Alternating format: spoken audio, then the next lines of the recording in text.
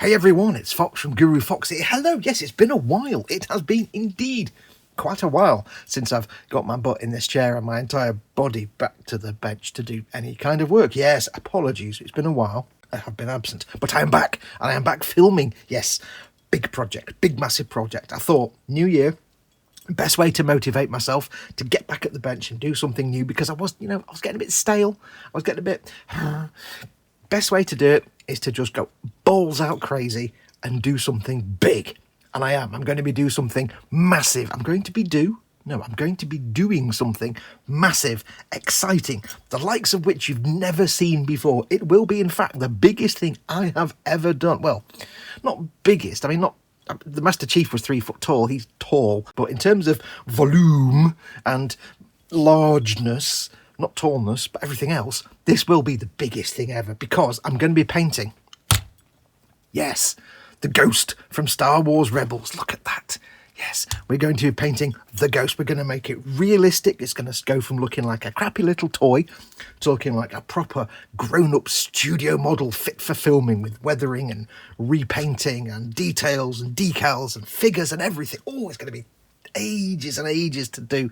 It's going to take months and months and months. There will be obviously more than 6 episodes, possibly. If there are just 6 episodes, it'll still be the full thing. I won't just stop after the Cockpit, don't worry. But it's going to be massive. This one will get finished. It will be awesome. No, I'm not doing this. I'm not doing that. No, not that's a toy. I'm doing this. Model Making Guru is sponsored by emodels.co.uk. Make something awesome.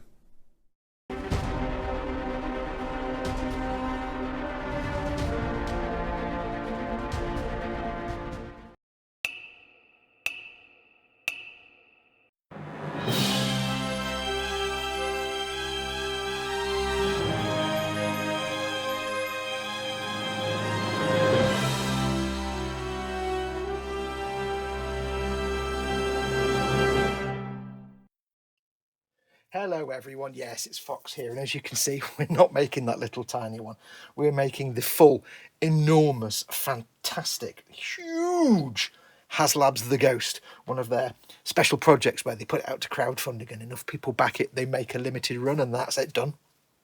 We're going to be basically, I say we, it's me, I'm going to be basically taking this apart, repainting it completely. If you're not familiar with this, look it up. It was a limited run. They made about 22,000 of these. Enough people backed it, basically. That many people backed it, and they all got 1 or 2 or 3. I think it was a maximum of 4 per person. As soon as they closed the crowdfund, that was it. They stopped, and then they made them and shipped them out. They've only just gone out to everybody in the last few weeks. So this is basically people have been receiving their ghosts. If you want one now and you didn't crowdfund it, good luck. You have to go on eBay, and people can ask whatever they, or other reselling sites. People can ask whatever they want now, because as is the way with these Haslab projects, they become incredibly valuable the more rare they become. So if you want to pick one of these up, don't hang around, because they're just going to get more and more expensive as time goes on. I was lucky I managed to snag one for a massive deal. I didn't do the crowdfunding, I got one for a stupid price. It was amazing. And it's not just the Ghost, of course. We do, of course, with the Ghost, get the Phantom shuttle, which also comes with it. And that's a great little ship. It's even got its own little cockpit and everything. I'm going to have to repaint. So we get the Ghost as well. The Phantom 2, sorry, not the Phantom, not the Ghost. The Phantom 2. We've got that to paint as well. And not only that, it does come with 4 exclusive figures of the Ghost crew. It comes with Kanan, Ezra, Zeb, and Hera. Comes with those 4. If you want Sabine and Chopper, that's a pack. You can actually, a 2-pack of those figures you can actually buy separately. That's the one bit they do still sell, is the Sabine and Chopper pack. They all have exclusive card backs for this particular project, and they are exclusive figures for this Ghost. So if you've got the figures that came with this, if you've got this set, don't open them. I've got the 4 that came with it, and I have put them in little acrylic cases, and they're just sitting there unopened, because they are going to be worth an absolute fortune in the future. 1, because they come with some specific accessories, and 2, because of the card backs. If you're a Star Wars figure collector, you know what I'm talking about. Even just the card backs will make them stupidly valuable in the future. So I've put them to one side. Shh. They're all secreted in their UV protected cases. I'll show you them later, but yeah, they're all nicely protected. They are not being touched. I did order some of the bog standard vintage collection figures to replace them, and I'll be putting them into this. I'll be repainting them completely. I'll be posing them in a specific way to sit in the cockpit or whatever, and then filling in the joints and stuff with putties, and I'll be doing basically making it a complete single figure, so it's no longer posable. It'll be like fixed, repainted in a fixed pose that will sit inside, will be posed inside the ship, and it'll look brilliant. Hopefully, fingers crossed. It is a toy. The paint job is, well, if you watch all the videos of people unboxing this and having trouser tents because they've just been waiting 2 years for it, they'll tell you that the paint job is amazing and it's incredible and super realistic. No, those are toy enthusiasts and Star Wars toy enthusiasts. You could give them a potato and they'd like the paint job. No, the paint job is garbage. To me and you, that's not battle damage. That's not weathering. Apparently that's battle damage, apparently. No. I would be like drilling little dents in there and doing full weathering on that and straight staining and rusting it. Yeah, the paint job is garbage to me and you. Those people are idiots. Well, no, they're not really idiots. They don't know a good thing because they're not used to it. I'll be doing a complete repaint. This will go from a toy to, as best I can, what you could look at and think was a studio filming miniature. Maybe, hopefully. It'll be a cross between slightly Star Warsy in style, Industrial Light and Magic in style, with their kind of trademark chipping style, but also a hint of realism as well. So I'll be doing some realistic weathering and dot filters and streaking and grime and all that kind of stuff. It'll be a halfway house between ILM standard Star Wars filming miniature and if it was a real ship. Like I did on the Millennium Falcon, it'll be that kind of thing. So we're painting the whole ship, we're doing the figures. I've got to learn or teach myself how to sculpt the backs of knees and the backs of elbows and things like that. I'm not sure how I'm going to paint the faces yet. I've not even thought about that. But yes, it's going to be a big project. Now, I'm not going to film painting the whole thing. I'm going to show you painting this Phantom, of course, because that's a standalone model. But I'm not going to show like 3 episodes of painting the main hull in this central section, and then an episode of painting an airlock, and then an episode of painting one of the wings. No, it's going to be the same process over and over again. It's basically a Millennium Falcon, like I said. So what I will probably do is just film painting something manageable, like perhaps the airlock, because I'll be able to show you getting the pre-shading, getting the base colour down.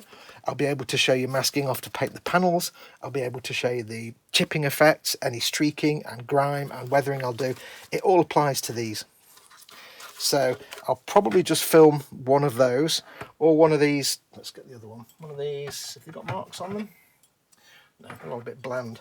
Say one of these. I could show you just that wing because it's got a panel where I can show you chipping. It's got weathering where I can actually do drilling battle damage with a little drill. It's got things I can paint. It's got weathering to do under there. So I might just film that, and the assumption will be it's the same process for the whole rest of the ship. So it's not going to be hundreds of episodes. Now, they have done some good work on this. You can see on the engines, for example, on the thrusters, they've painted them a silver and they've done a sort of black wash. As is with toys, there tend to just be a few washes. They've done a kind of thing where they cover it in paint and then they wipe it off with the cloth. I've never been a big fan of that, but hey. And they've tried a little bit of bluing on the goose feathers here. You don't know if it'll come out on camera, but you've got a little bit of bluing just there where they've very lightly sprayed a sort of turquoise colour. Transparent, say, blue colour. And, you know, it looks all right, but we can do much better than that. Much better. So what I'm going to do, I'm going to put all this to one side. I will quickly show you the interior, because I'm going to start with the interior. I'm going to need to take this whole central section apart, disassemble it, and then take the interior out. So we'll get that in a minute. Now, if you're wondering why I've got it all like this, unassembled, there's one very good reason why I've not put it all together. Well, two. First of all, it probably wouldn't fit on my bench when it's fully assembled. So to be working on something that's bigger than my bench is going to be tricky. I mean, it will fit just about, but I'd have to take lots of stuff down. And that's not very practical if I'm painting something and it's all the way over there. So it's better if I do it in bits. And also, with these side parts and the airlocks and these wing side parts, the way they attach in, I'm not 100% certain that once you lock them in place and they really click into place, once they go in, I'm not certain you can get them out again without risking damage. And I don't want to do that. So that was my belly rumbling. I must be hungry. I need food. So I'm going to keep it all in this unassembled state. A, to make it manageable, but B, so that I don't have the problem of not being able to get it all apart again. When we finished all the painting, when I finished all the painting, it'll get put together. Somehow I'll figure out how to film it in its completeness, and awesomeness will ensue. So I will go and move all this and put it back in the boxes. I'll get this to one side and we'll start taking the body apart and crack on with the painting. So I shall hand you over to the animated version of me, who will now be your host for the evening. I've got so much work to do, so much work to do. It's going to be so much fun. Okay, hold fire with the narrator Fox. Before we do that bit, let me just explain something. I've got the centre part of the ship here. This is about 3.5 feet long. I haven't got the engines on the end. And the interior goes all the way down the middle from the cockpit here, the gunner position, front gunner, the cockpit, and then there's the sort of living quarters that you can't see. It's gone off the top of the camera. And then it's open area at the back towards where the engines are. I predict it's going to take me longer to paint the interior than it is to do the outside. And that's because this is basically just a funny shaped Millennium Falcon. And the Millennium Falcon is a model that is deceptively complicated, even like the big 1/72 scales or the big 1/53 if you get the D'Agostini. It looks like it's going to need a lot of work to paint because of all the streaks and dirt and grime and chips and everything.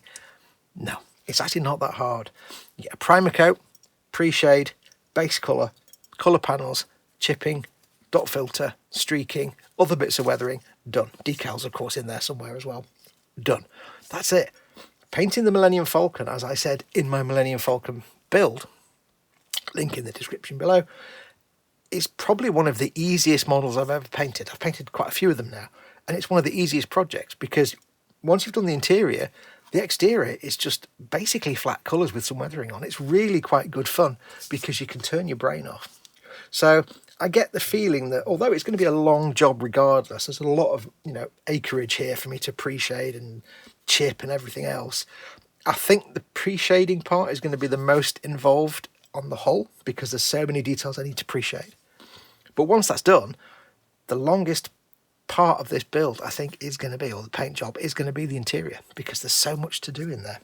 So just, if you're looking at this and you've got, say, a Millennium Falcon or one of these and yet you're nervous about how much you need to do, the hull is the easiest part.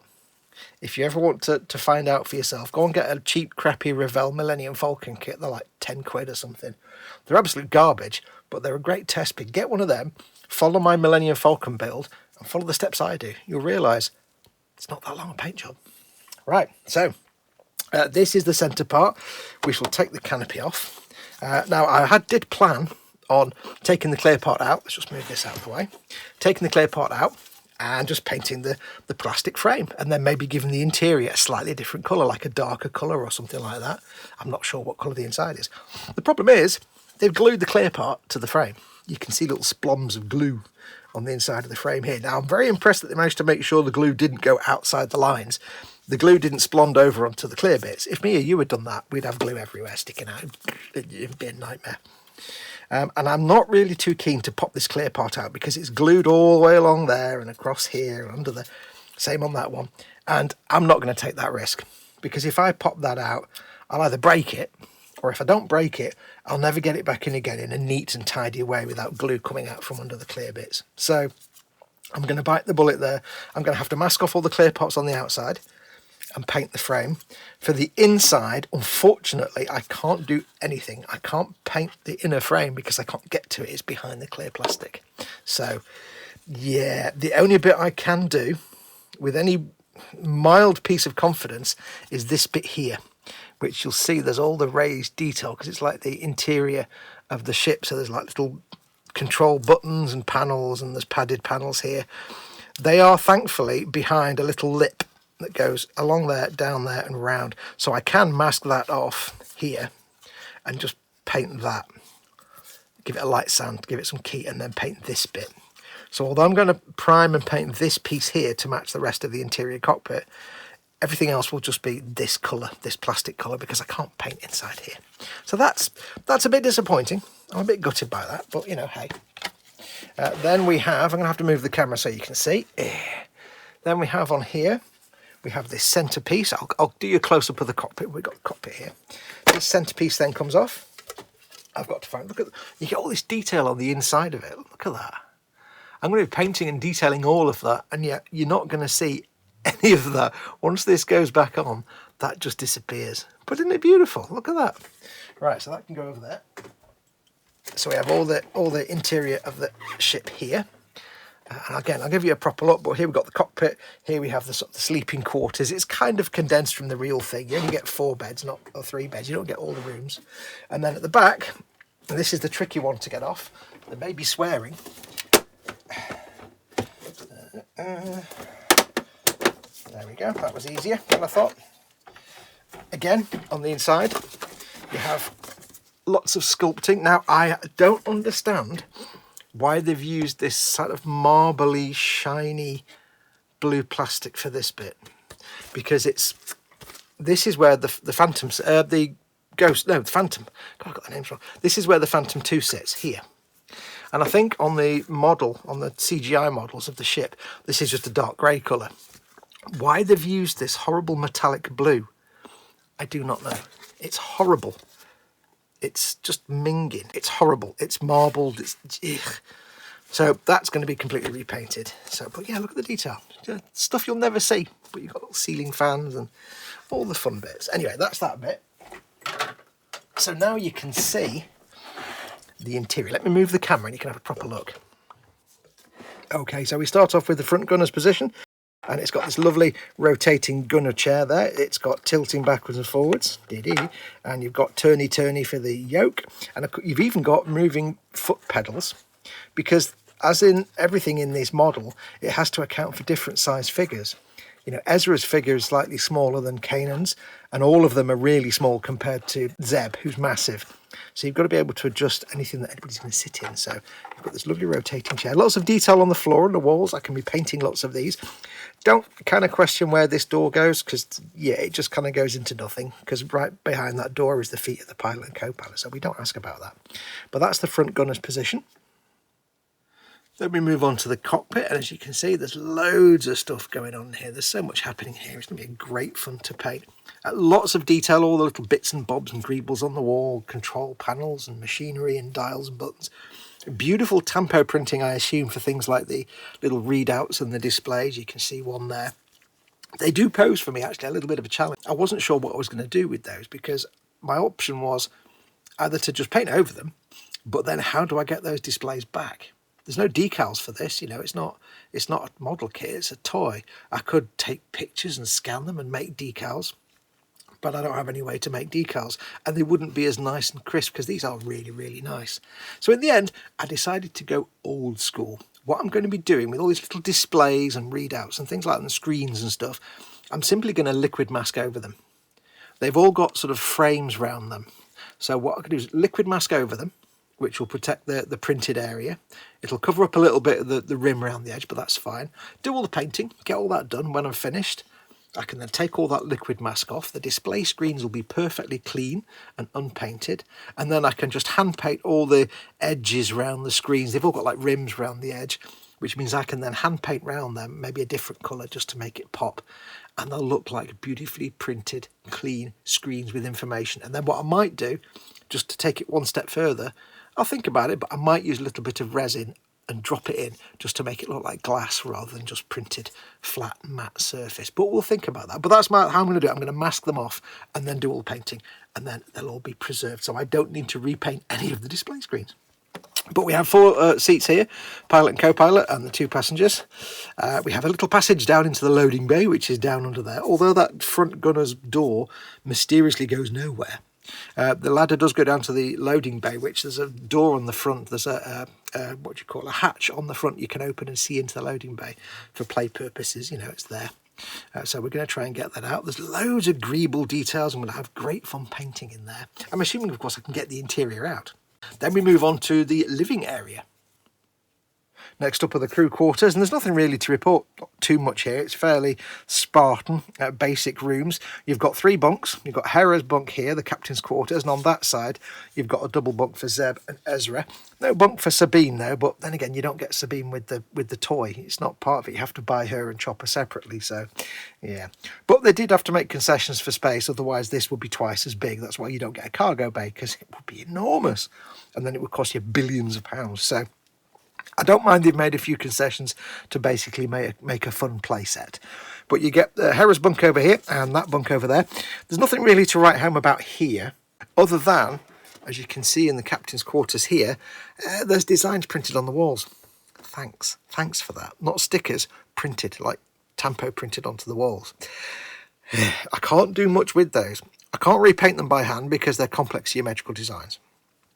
There's no water slides for them because this has only just come out and nobody's made a set for it yet. And somebody probably will do at some point, but it doesn't exist. So what I've decided to do, they have been very kind to give us tiled walls. There's all tiles and panels on the walls. So I can simply not paint those tiles. As long as I'm painting a similar colour for the wall anyway, then when I've done all the pre-shading and post-shading and all the streaking and dirt and grime and everything else, hopefully I can just make them all look slightly varied anyway. So an unpainted panel with that design on it won't stand out like a sore thumb because it's a little bit different to all the others around it, just as all the others around it are. And hopefully that way we'll kind of get by it. Everything else, of course, I will repaint. I'm obviously not going to repaint these little curtains that come on Hera's bed because they're flexible, whatever that plastic is. I can't do anything with those, so they will have to be just taken off and masked and protected. If they're glued on, I'll have to just mask them off or something, but you know, you get the idea. That is the living area. Then lastly, we just come to the open area, which is fairly simple and basic.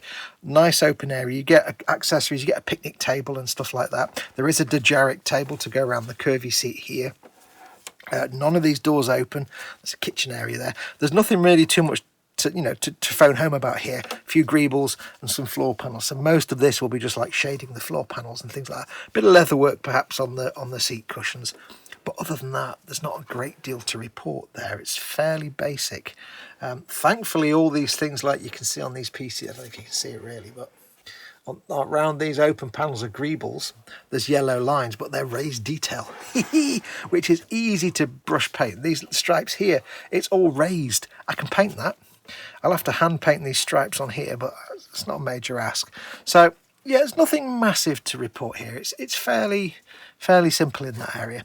But what I need to do, basically, is somehow figure out how to get all this to come apart so I can get this interior out, break it down into its constituent parts and get this primed and start painting. So that is going to be the plan. Now, in this episode, I'm just showing you everything. So that's where I'll leave this. I'll quickly go and get the figures that I'm going to be using in here.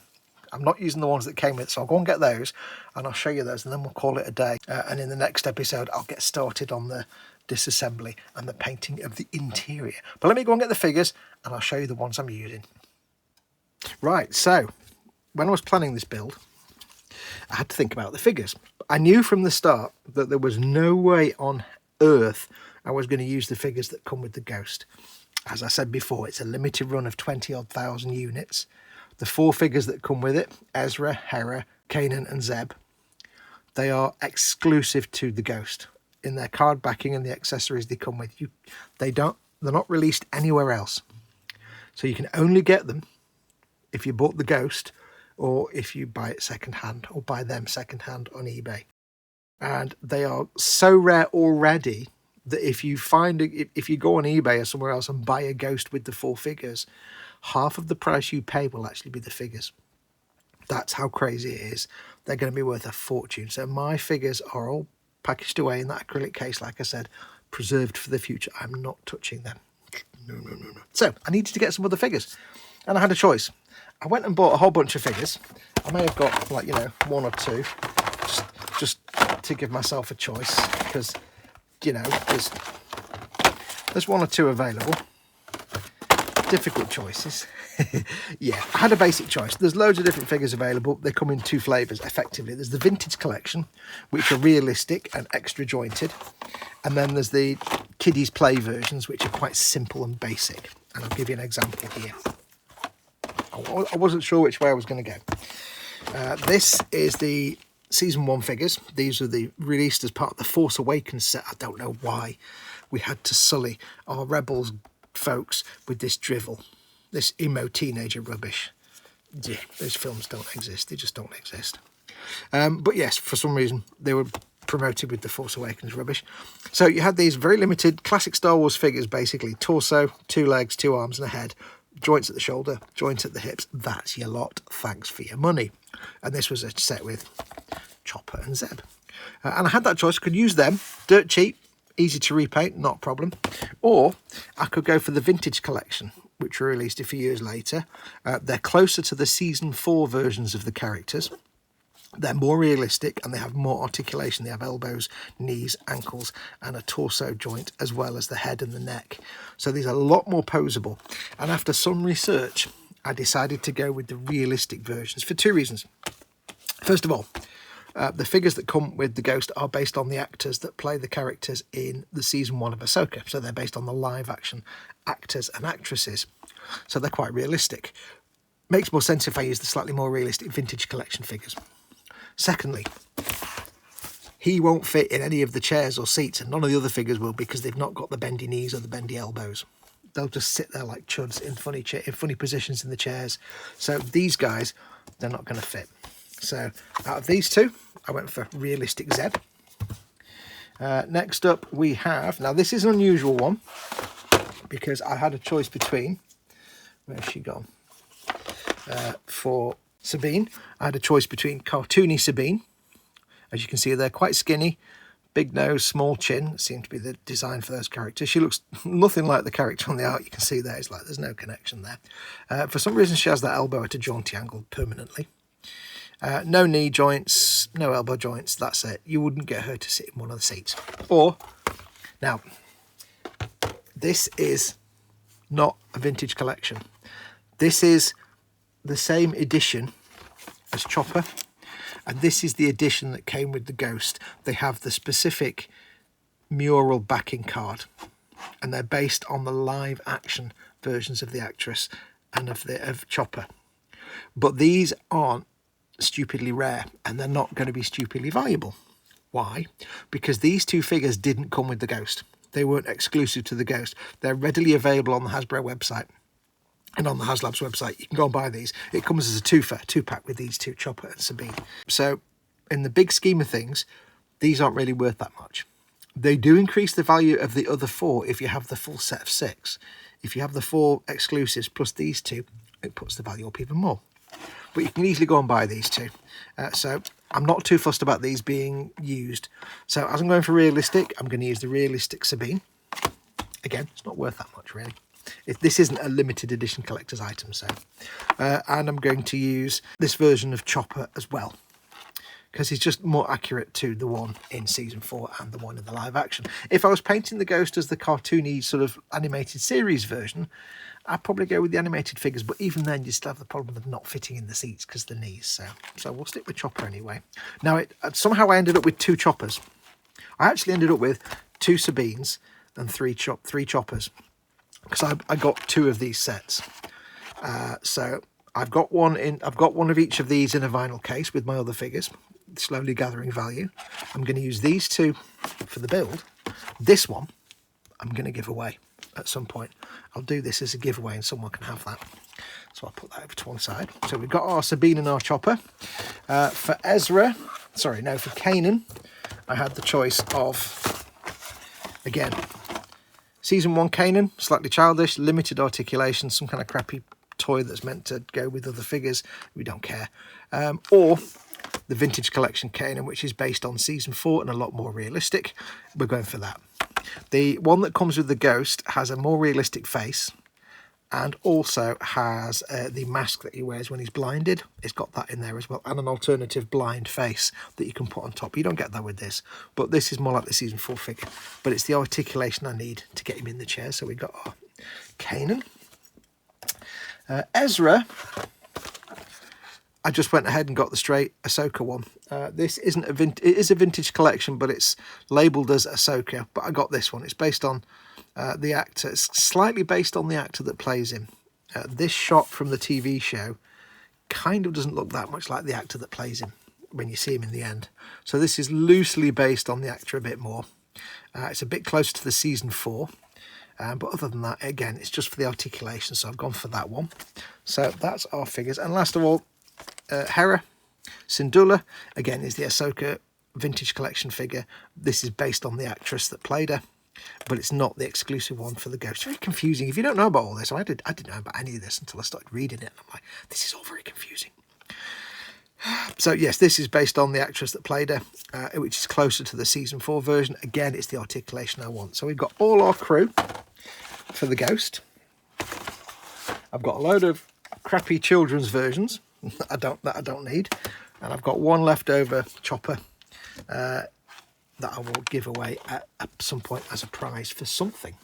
But there we are, that's our crew. Now what I'm going to have to do with these guys, my plan is, for example, if he's sat in the co-pilot seat, I'm going to get him in the co-pilot seat, holding the control yoke, get his legs in position, and then I will fix his joints in place somehow. I'll glue them all into place, and then I can pop him back out again, and he'll be in that permanent pose then. And then I can start filling in all the joints, so you don't see all the joints and screws and things. Fill in all the gaps, and then I can paint him up, and he'll just be an actual figure. I'm going to struggle with the hips. I don't know about them. They may just have to get left. That may be a bit of a too much of an ask, I think, because my sculpting skills are not that great. So it might be limited just knees and elbows, I think, and wrists maybe, but we'll see. But yeah, so they're going to be completely glued into a pose, get all the gaps filled, and then we'll repaint them all. The faces, these are actually really good. They're actually really, well, they've got a face, you feel. They're actually, the eyes on these are vastly superior to anything I could ever paint. And I don't deny that. They're not perfect, but they are vastly superior. So what I may end up doing is not actually painting the faces, but just adding some shading and highlights to them just to make them pop a bit, and then leaving them alone, because I can't paint eyes as well as that. So we shall see how that goes. It's all plans at the moment. Zeb, I can probably get away with painting his face quite a lot, but we'll see. But anyway, yes, that's all the figures. So I've spent the last couple of weeks delving into all the action figure lines for this thing. All the stuff I never knew. Collectors, you collectors, you're all crazy people, honestly. This range and that range and card backs and... oh, I don't know. So that is our figures. Anyway, right, I need to go and start disassembling everything. So we're going to call it here as a show. This has been far too long already. It's just a talky video, this one. Next time, I will start disassembling the main hull, and I'll get the interior, hopefully get the interior taken out, taken apart. And we can crack on with painting that, and that will be the first thing to do, is paint that. So stay tuned for more. Thank you very much for watching. Apologies I haven't been around a lot in the last couple of years. I know you know everything that's been going on that I'm happy to share. I've said already, and there's some things going on that I'm not going to share with you, but there's a lot of stuff going on, and I do apologise that I've been away for so long. But I am not saying I'm back, but I have time now to film stuff. So as best I can, I'm going to be filming stuff as much as I possibly can. And for a while, we're going to be working on this. So thank you very much for watching. Don't forget, if you want to support this channel, you can go to patreon.com/gurufoxx and support me that way, because I do this for a living and I depend on my patrons and channel members to literally pay my bills. Or you can become a channel member by pressing the join button under any of my content, and you can help support me that way. Or just make sure to like and subscribe and let the adverts play through, because the ad revenue on these videos is also what helps me survive. So just let that advert roll through. It's only 30 seconds.